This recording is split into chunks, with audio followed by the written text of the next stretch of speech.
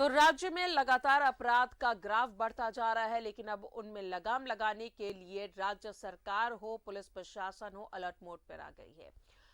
हमारे साथ हमारे सहयोगी जमशेदपुर से प्रभात और रांची से अंजनी बने हुए हैं। अंजनी, सबसे पहले आपके पास आएंगे।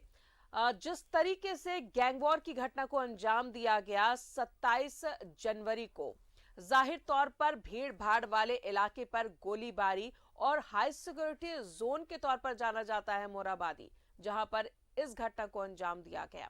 कानून व्यवस्था पर सीधे सवाल खड़े हो रहे हैं।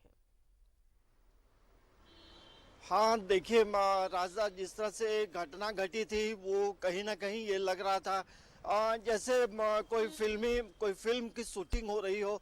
जैसे फिल्मों में जिस तरह से दिखाया जाता है वो मंजर था, अफरा तफरी थी। और इसके साथ साथ कई लोग इधर उधर भागते हुए भी घायल हुए, जो कि पुलिस के रिकॉर्ड में दर्ज नहीं है। आर्मी के एक रिटायर्ड अधिकारी जो है, उनका पैर और हाथ दोनों टूटा। तो अब समझिए किस तरह का मंजर रहा होगा, उस समय की जो स्थिति होगी, भागा भागी। तो तमाम चीज़ों को लेकर प्रशासन जो है, खुद मुख्यमंत्री जो है, इन चीज़ों को लेकर कल एक मैराथन बैठक उन्होंने की। और उसके बाद जिला प्रशासन और नगर आयुक्त, नगर निगम के जो नगर आयुक्त हैं, एक बड़ा फैसला उन्होंने लिया कि मोराबादी जो हाई सिक्योरिटी जोन है, यहाँ पे अब जो तमाम जो दुकानें जो लगाई जाती रही हैं, अब उसे हटाने का निर्देश दिया गया और 24 घंटे का वक्त दिया गया है। तो ये जरूर कहा जा सकता है कि प्रशासन के अपने तौर तरीके हैं, लेकिन जो तमाम दुकानें हैं, उन दुकानदारों का भविष्य क्या होगा ये अब अभी तुरंत बता पाना संभव नहीं है। लेकिन उनकी भी स्थिति कहीं ना कहीं अपने भविष्य को लेकर एक परेशानी का सबब जरूर उनके चेहरे पे दिखाई दे रहा है। 24 घंटे का वक्त दिया गया है। थोड़ी तस्वीर हम पहले दिखाते हैं राजदा। ये देखिए मोराबादी का जो इलाका है, हाई सिक्योरिटी जोन है। इस इलाके में 3 पूर्व मुख्यमंत्री रहते हैं। डीसी, रांची डीसी का आवास है, चंपई सोरेन जो मंत्री हैं उनका आवास है, गुरुजी का आवास है, बाबूलाल मरांडी का आवास है, मधु कोड़ा का आवास है, और झारखंड हाईकोर्ट के जो मुख्य न्यायाधीश हैं उनका आवास है। तो ये तमाम आला अधिकारी जो हैं प्रशासन के, वो सभी इसी सिक्योरिटी जोन में रहते हैं। तो कहीं ना कहीं इनको लेकर जब घटना घटी, तो आप समझिए कि इसको लेकर एक बड़ा फैसला जो प्रशासन ने लिया है, उसके तहत ये तमाम दुकानें आप देख सकती हैं, ये पूरी दुकानें जो हैं बंद हैं और हटाने का निर्देश दिया है। 144 है और शाम में कोई भी 4 से 5 आदमी एक साथ मूवमेंट नहीं कर सकता है, ये भी कल अनाउंसमेंट किया गया है। तो ये तस्वीर आप देख सकते हैं और एक अजीब सन्नाटा भी है। अमूमन ऐसे समय में चाय वाला हो, अलग अलग जो दुकानें हैं वो यहाँ खुल जाती थी, लेकिन तमाम दुकानें जो हैं पूरी तरह से बंद हैं। अब आगे इनका क्या होगा ये हमें जिला प्रशासन इसको तय करेगा। लेकिन जिस तरह से घटना घटी थी, कहीं ना कहीं ये सवाल जरूर उठ रहा था कि आखिर प्रशासन जो पुलिस की कार्यशैली पे सवाल उठ रहे थे।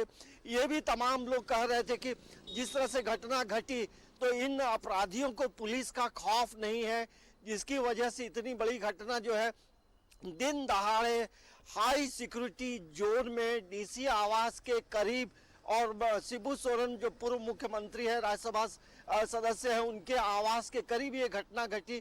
तो आप समझ सकते हैं कि कितने कितने मतलब इसको लेकर मुख्यमंत्री खुद इन चीज़ों को लेकर उन्होंने डीजीपी और तमाम आला अधिकारियों के साथ बैठक की।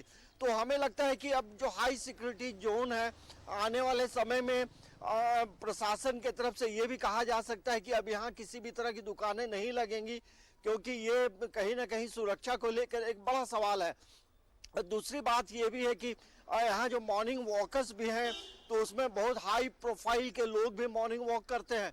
कई आला अधिकारी हैं, जिसमें आईएएस है, आईपीएस है, तमाम लोगों का मूवमेंट होता है। और इस तरह से जब गैंगवार होता है, तो कहीं ना कहीं सुरक्षा को लेकर आम आदमी हो, खास आदमी हो, तमाम चीज़ों को लेकर ये बड़ा फैसला जरूर लिया गया है। लेकिन हमें लगता है कि आने वाले समय में इस फैसले पर पुनर्विचार भी हो सकता है। लेकिन अभी तत्काल किसी भी तरह की कोई राहत जो है प्रशासन के तरफ से नहीं दी जाएगी। कल भी अनाउंसमेंट हुआ है, 24 घंटे में हमें लगता है कि लगभग 12-13 घंटे से ज़्यादा का वक्त जो है वो बीत चुका है और 24 घंटे के अंदर तमाम चीजों को हटाने का भी आदेश दिया गया है। तो एक साइलेंस है यहाँ पे, एक सन्नाटा है, लेकिन जो दुकानदार यहाँ दुकान चलाते हैं उनके मन में एक आक्रोश भी है कि ये घटना नहीं घटती तो शायद ये फैसला प्रशासन को लेना नहीं पड़ता। लेकिन अब देखने वाली बात ये होगी कि इस पूरे इलाके में सुरक्षा को लेकर और अन्य क्या चीजें करनी है।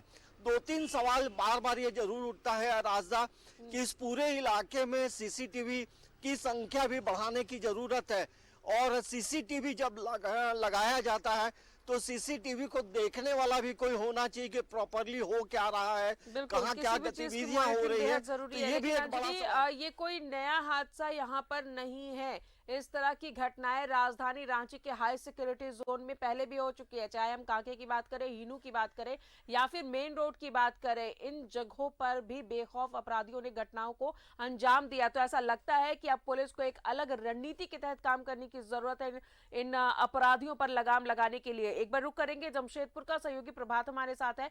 प्रभात, स्वास्थ्य मंत्री बन्ना गुप्ता ने कल हाई लेवल मीटिंग की है, मैराथन बैठक चली है और जिस तरीके से विधि व्यवस्था को दुरुस्त करने की बात की गई है, क्राइम का ग्राफ भी लगातार जमशेदपुर की अगर बात करें वहां पर भी बढ़ रहा है, वहां पर भी अपराधियों पर लगाम लगाने की जरूरत है। बिल्कुल राजा, देखिए कल राज्य के स्वास्थ्य मंत्री और पश्चिम विधानसभा के विधायक कल शाम 5:30 बजे बैठक शुरू हुई थी, जिसमें जमशेदपुर के उपायुक्त, senior SP, city SP, JUSCO के एमडी, उसके बाद तीनों निकाय के जो पदाधिकारी थे, साथ ही साथ स्वास्थ्य विभाग के पदाधिकारी के साथ मैराथन बैठक की। और बैठक में सबसे ज़्यादा जो मुद्दा उठा था, वो सबसे ज़्यादा जो बातें आ रही थी सामने, वो अपराध का जो ग्राफ बढ़ा है उसको लेकर आ रही थी। चाहे वो गोली चालन की घटना हो या फिर चोरी की घटना हो या फिर सबसे ज़्यादा अगर पूरे सुर्खियों में रहा मामला वो है ब्राउन शुगर का, क्योंकि जमशेदपुर एक तरह से कहें तो ब्राउन शुगर का हब बनता जा रहा है। पहले ये सुनने को अमूमन नहीं आता था, लेकिन ये आदितपुर और सरायकेला क्षेत्र में ब्राउन शुगर का कारोबार होता है, लेकिन अब पूरे जमशेदपुर में एक तरह से कहें हर एक थाना क्षेत्र से हर दिन ब्राउन शुगर के बिक्री करने वाला या फिर पीने वाले को पकड़े जा रहे हैं और जेल भी भेजा जा रहा है। तो ब्राउन शुगर को लेकर और आपराधिक घटनाओं को लेकर लंबी चर्चा किया राज्य के स्वास्थ्य मंत्री ने, और ये पुलिस को ये कहा है कि जिस पे जल्द से जल्द लगाम लगाए। साथ ही साथ जो ऐसे अपराधी हैं जो वारंटी है, उसके बाद वारंटी होने के बाद भी शहर में घूम रहे हैं, तो ऐसे अपराधियों को नकेल कसने के लिए सीनियर एसपी को आदेश दिया गया। और जो ब्राउन शुगर से रिलेटेड है, जो भी छोटे कारोबार है या बड़े कारोबारी है, जो उसके पता लगाकर उसको बंद किया जाए, क्योंकि नशा की ओर पूरा शहर चला जा रहा है। क्योंकि नशा अगर हम बात करें तो गांजे और ये सब की नशा तो अमूमन होते हैं, लेकिन अब ये पूरा शहर एक तरह से कहें तो ब्राउन शुगर में के जद पर से चला जा रहा है। तो इसको लेकर कहीं ना कहीं नाराजगी जाहिर की स्वास्थ्य मंत्री बन्ना गुप्ता।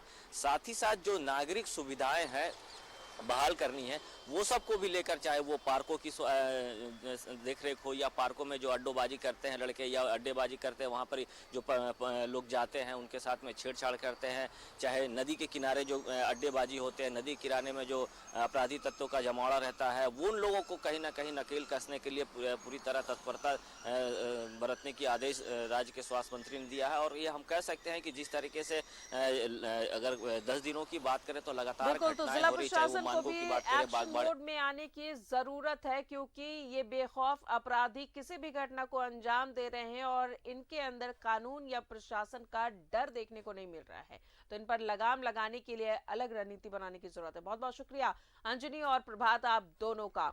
और इसी के साथ ही हम रुक रहे हैं एक छोटे से ब्रेक के लिए।